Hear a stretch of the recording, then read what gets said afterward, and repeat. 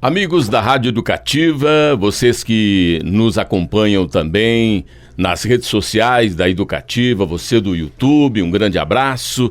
Aqui nos estúdios da Educativa eu estou recebendo o meu amigo João Carlos de Freitas, grande jornalista, comentarista esportivo, um estudioso do futebol, e o assunto hoje não poderia ser diferente. Vamos falar de futebol. João Carlos, um grande abraço, é um prazer recebê-lo aqui nos estúdios da Educativa.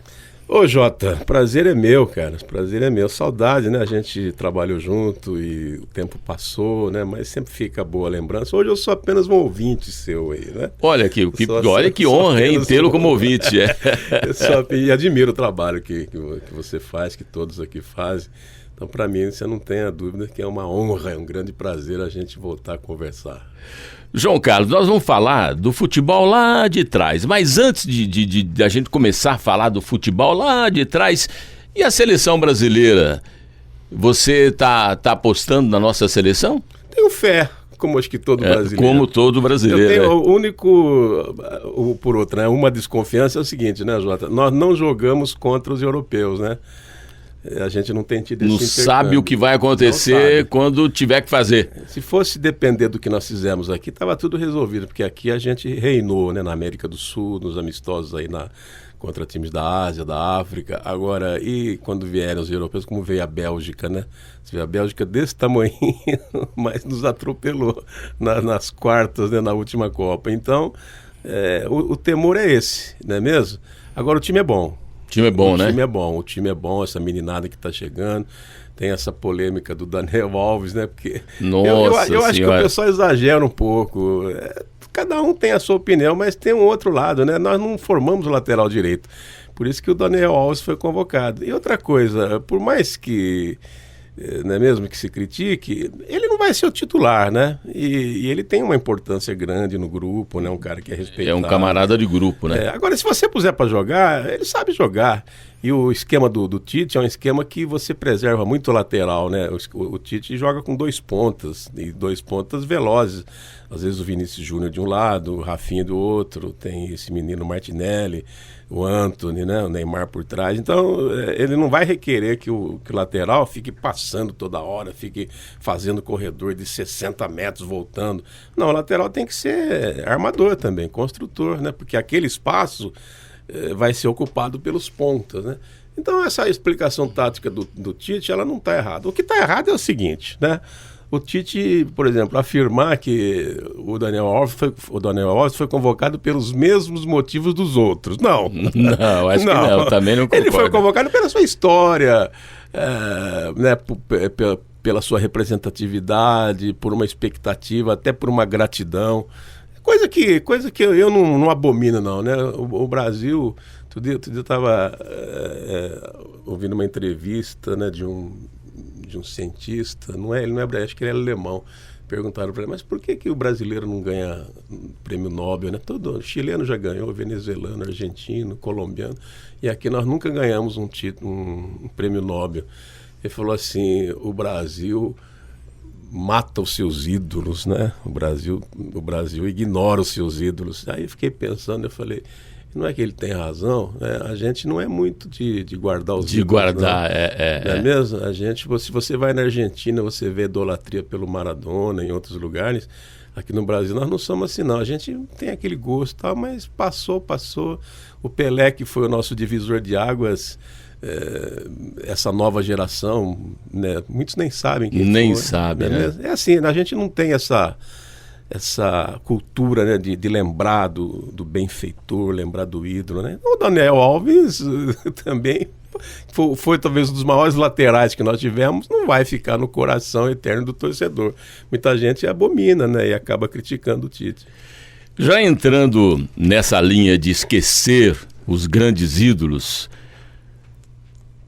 em Campinas, quando se fala de Ponte Guarani, principalmente a moçada de hoje começa a recordar, começa a se lembrar de Oscar, Polozzi, de Zenon, de Careca, de Renato.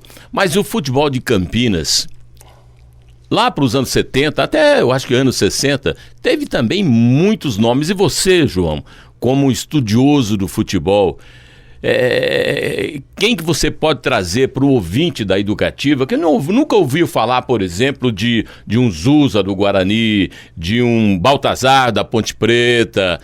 Tem muitos nomes lá atrás, não? A gente tem, assim, a grosso modo, uma ideia que o futebol de Campinas ele começa nos anos 70, né? A partir do vice-campeonato da Ponte Preta, em 1970, com aquele time dos garotos. Mas não, tivemos muita vida inteligente antes, né?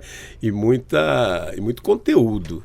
Eu sou assim, eu fixei o meu gosto pelo futebol na década de 60, Jota. Quem me apresentou ao futebol... Eu vou te dar aqui o ataque, né? Eu olhei aqueles caras jogar e falei assim, pô, é desse time que eu vou olhar, que eu vou ter simpatia, porque aqueles caras eram fenomenais. Era Dorval, Mengalva e Coutinho, Pelé e Pepe, né? Então... Nossa, só isso? Eu olhei aqueles caras... porque meu pai, eu tinha um tio, cara, meu tio Miguel era corintiano, mas sabe... Aliás, corintiano não tem corintiano meio termo, né? Corintiano ele ou ele não é, ou você é a favor ou é contra. E ele era desses corintianos, claro, participativos, enfim. Então ele queria que eu fosse corintiano, etc. Aí quando eu vi os caras jogar esse Dorval, Mengalva, Coutinho, Pelé e Pepe, eu falei, nossa senhora, são esses caras que eu quero. Então a minha ideia, assim, quem me apresentou ao futebol foram esses caras. E aqui em Campinas, né, como eu sou campineiro, eu vivo a cidade, eu entrei no campo do Guarani, no Guarani que eu entrei, minha memória vai daí, para assistir uma partida de futebol, foi justamente Santos e Guarani. Em 1961, o Guarani tinha, você falou de craques, tinha Benê, né, que jogou no São Paulo, chegou a jogar na Seleção Brasileira, meia, e o Dioguinho, né, pai do nosso Robertão Diogo, que ficou 10 anos como titular do Guarani. O Guarani sempre teve grandes times na década de 60. E quando eu fui ver esse jogo... aí eu vi o Gilmar, cara, né? Porque o Gilmar usava uma roupa preta, assim, né? Eu falei, nossa, como é bonito, né? Eu tinha 6 anos de idade. Eu via o Gilmar, eu via, né? Assim, no rádio, não tinha televisão também, você ouvia no rádio, a formação da gente é do rádio. Eu falei, nossa, eu ficava olhando o Gilmar, ele chamava de girafa, né? Grandão, assim. Que coisa linda, né? E eu ficava encantado. E depois tinha lá esses que eu te falei. Esse jogo aí terminou 1-1. Né? O Guarani tinha um ponto esquerda que ele é padrinho do Roberto Diogo, chamava-se Oswaldo Catigá. Depois ele foi jogar no Flamengo, então, como ele morava em Campinas, ele ficava no Rio e em Campinas. No Rio, então, ele ficou chamado de Oswaldo Ponte Aérea. E era bom jogador, ponta esquerda, chutava forte. Ele fez o gol do Guarani e seu Pepe, né, que você conheceu bem. Isso. A gente fala seu Pepe porque, como ele trabalhou aqui em Campinas depois, muito tempo. E era muito amigo, né, do então pessoal de amizade, imprensa. Naquela época, a gente aqui na Rádio Central, que nós estávamos juntos, quantas vezes a gente trouxe ele para fazer entrevista, tá? Então era seu Pepe, né? Ele tá, graças a Deus, tá vivo, tá bem aí, tá com uma saúde boa, né, pela idade dele. Ele era o ponto esquerdo, então ele fez o gol do Santos e o Oswaldo, ambos foram de falta, né? Então, os anos 60, eles foram mais alvissareiros para o Guarani, porque a Ponte ficou na segunda divisão, a década inteira, a década inteira. Naquela época era assim, Jota, era chamada de primeira divisão de profissionais. Seria a Série A2 hoje, que a Ponte se meteu nessa encrenca aí, vai ter que disputar. E o Campeonato Paulista, que era o principal, era chamado de divisão especial, né? E no interior de São Paulo, os times assim que tinham projeção eram o Guarani, a Ferroviária, grande Ferroviária, Araraquara, né, com Bazani, Beni, Bebeto, né, Bebeto de Oliveira, que depois foi ser auxiliar do Cilinho, o Dudu, né, Dudu, cria da Ferroviária, que depois foi jogar no Palmeiras, e era um timaço, né, grandes jogadores. E o Guarani sempre com grandes jogadores, né, sempre com times bons aqui em Campinas. Mas não é por isso que a Ponte também não participava, a Ponte era interessante.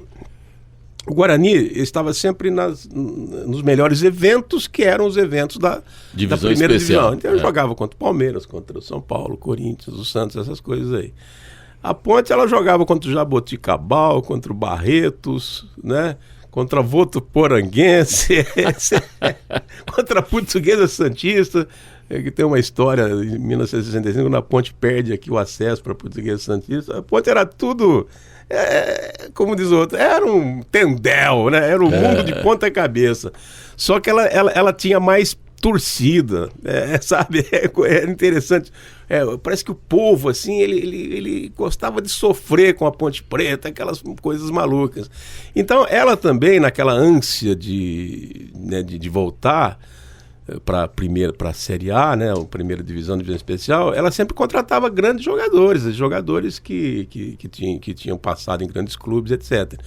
E gozado que a torcida da Ponte, quando ia aos jogos, eu me lembro, cara, tinha uma faixa, Jota, que ela ficou acho que 10 anos. A meta é uma só, divisão especial. Era a grande luta da Ponte Preta, né? Mas, por exemplo, a Ponte teve Bibi nessa época, né? Bibi era um meia, olha, qualificado, cara, número 10. Cabeça, ele veio do São Paulo para Ponte Preta, ele era cabeça erguida, toque refinado, sabe? Tinha uma categoria espetacular, muito bom jogador.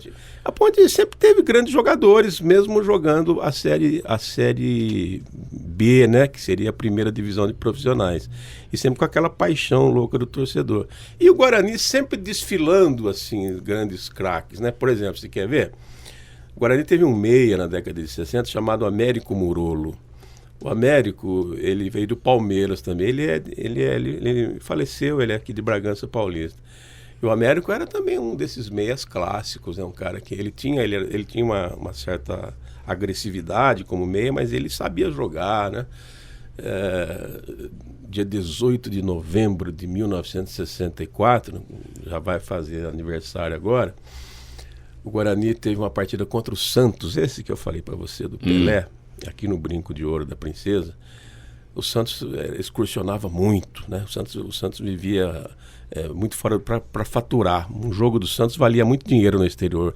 Naquela época era $150 mil, que era um dinheirão.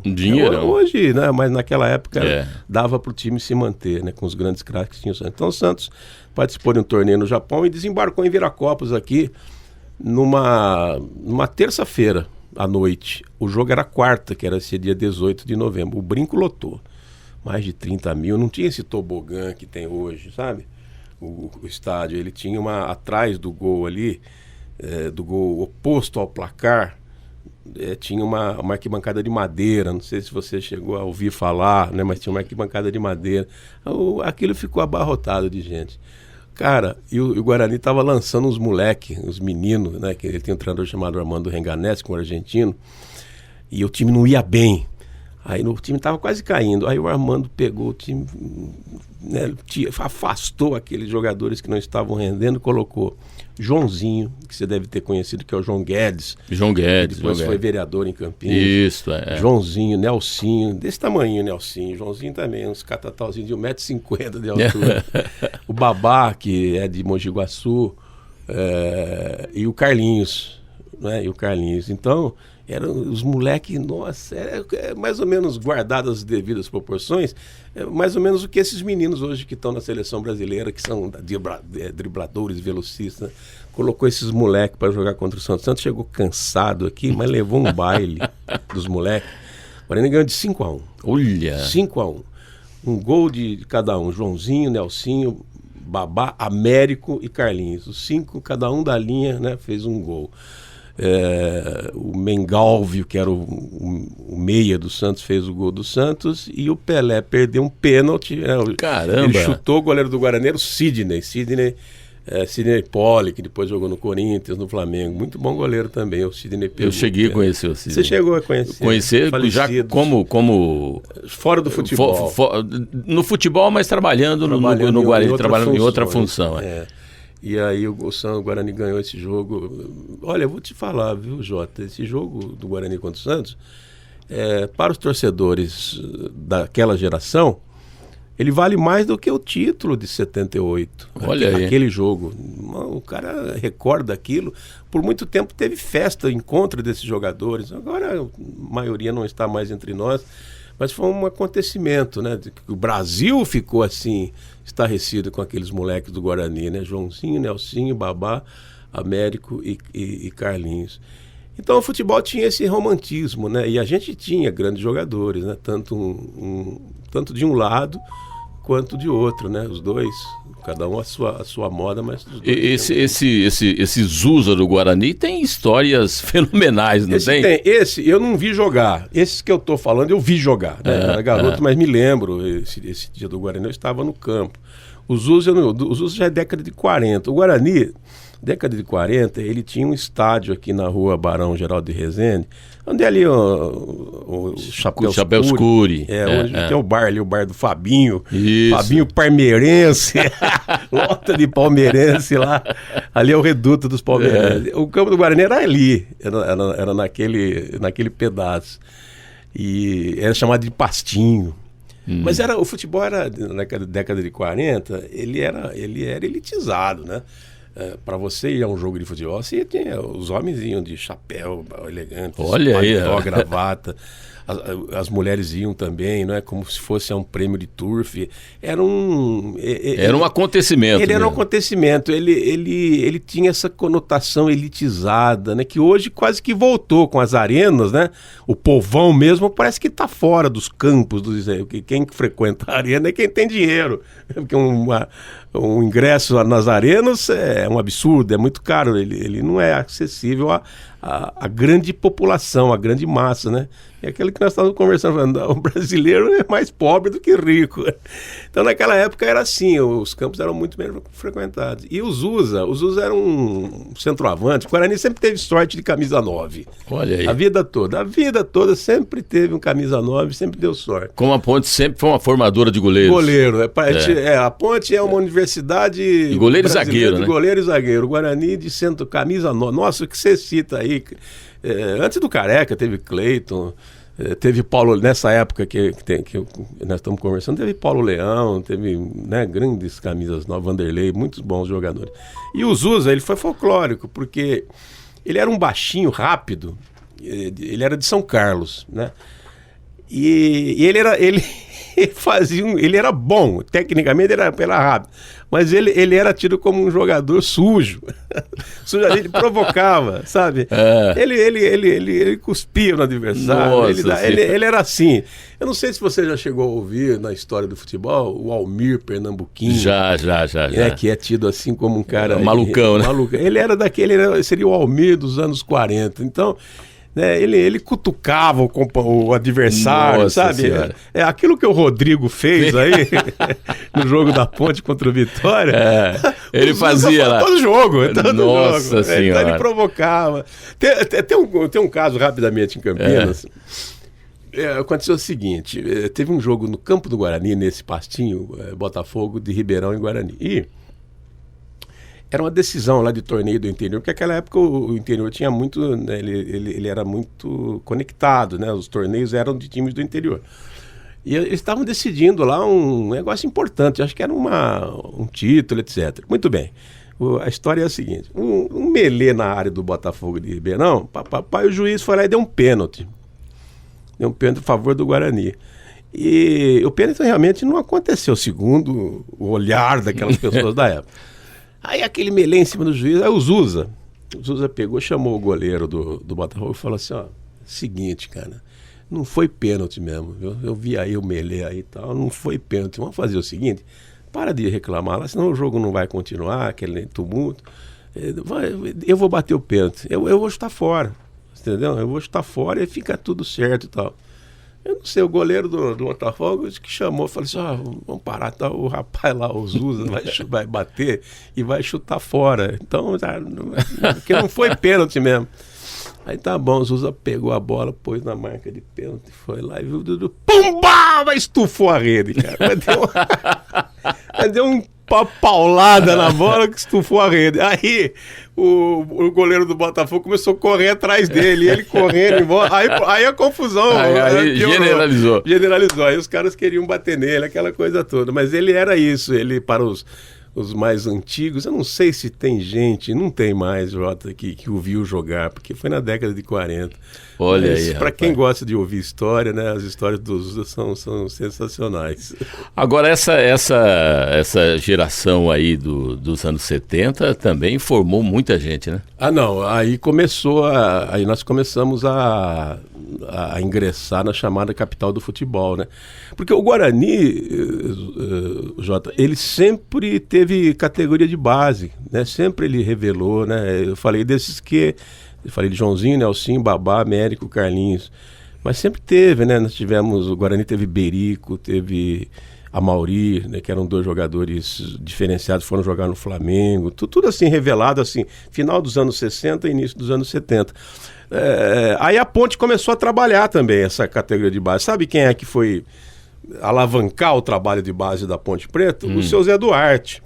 Grande Zé Duarte. Porque o seu Zé, ele era ligado ao Guarani, sempre foi ali das categorias de base do Guarani. O seu Zé Duarte era um encanador ali do Jardim Proença, e aí ele treinava um timinho do Jardim Proença, aí os caras do Guarani achavam, contrataram ele para ser da base.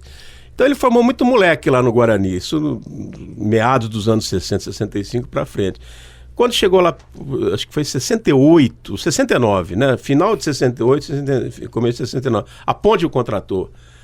E aí ele que foi montar aquele time, né? De Wilson, Nelson, Samuel, Araújo, Santos, Teodoro, Dicá, Manfrini, Alain, Jair, que era o centroavante, e Adilson, né? Adilson aqui do São Bernardo.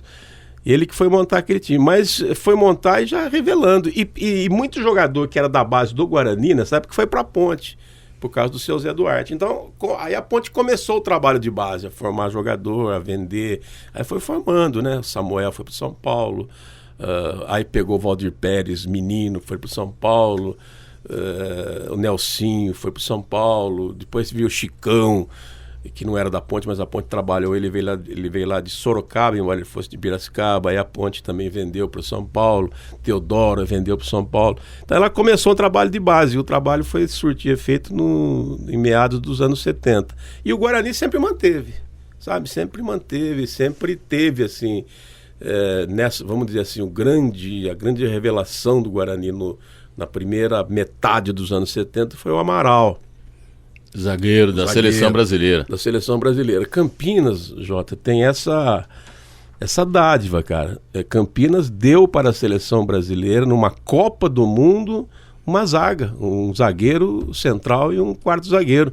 Oscar, né, formado na Ponte, convocado como jogador da Ponte para a Copa de 1978. E o Amaral, quarto zagueiro, que jogava bonito, jogava muito, né? A gente marcou história, né? Eles foram 2 jogadores espetaculares e a seleção fez uma belíssima campanha. Nós somos chamados campeões morais da Copa de 78. Então, esses anos 70, que as pessoas têm mais conexão, é que começa assim o salto de qualidade, né, das equipes. O Guarani teve um menino também, ele ia jogar na Seleção Brasileira, chamava-se Tininho, era um grandalhão, quarto zagueiro, e esse menino morreu afogado, cara. Olha aqui em Valinhos, sabe? Ele era titular do Guarani, jogava Tininho e Amaral. Ele foi, não sei, ele foi fazer depois de um treinamento, foi lá mexer na água lá no lago, caiu, acho que não sabia nadar, não tinha ninguém perto, acabou, foi uma tragédia, uma comoção nos anos 70 em Campinas. Mas ali começou então, né, aproveitar toda aquela estrutura, aquele gosto que o campineiro tinha pelo futebol na década de 60, né? Com o Guarani sempre na primeira. Aí a Ponte ela sobe em 69, com esse time do seu Zé Duarte. Mas, assim, com ídolos, né? Tinha grandes jogadores que... A Ponte teve um ponta-direita na década de 60 chamado Jairzinho. Era ponta-direita, época dos pontas velozes, né? Ele era driblador, ele era goiano de Goiás, fenomenal, era ídolo da torcida. Enfim, tivemos assim esses valores, né, que ajudaram muito assim, na construção do futebol de Campinas.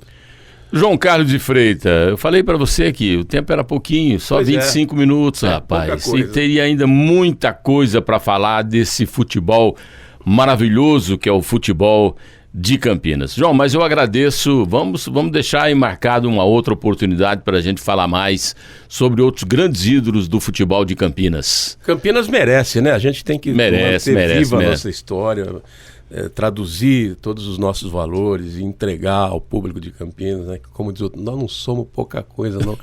Eu acho que o campineiro merece 2 times bons, né, Jota? Verdade. Eu fico triste quando eu vejo a Ponte e o Guarani lutando só para não cair na Série B. Quando você vê a Ponte Preta indo para a Série A2, é um desastre para a cidade. Cidade com 1.200.000 habitantes, a região com 3 milhões, a grande região com 6 milhões de habitantes. A gente precisava ter 2 times bons. Precisava. Nós merecemos, vamos cobrar dos dirigentes, vamos, enfim, trabalhar para que a gente volte a ser a capital do futebol. Grande abraço, João. Para você também, obrigado e até uma próxima. Tá ok. Conversei com o João Carlos de Freitas, um grande estudioso do futebol geral, né, do Brasil inteiro, mas principalmente da cidade de Campinas, comentarista esportivo, e nós ficamos por aqui.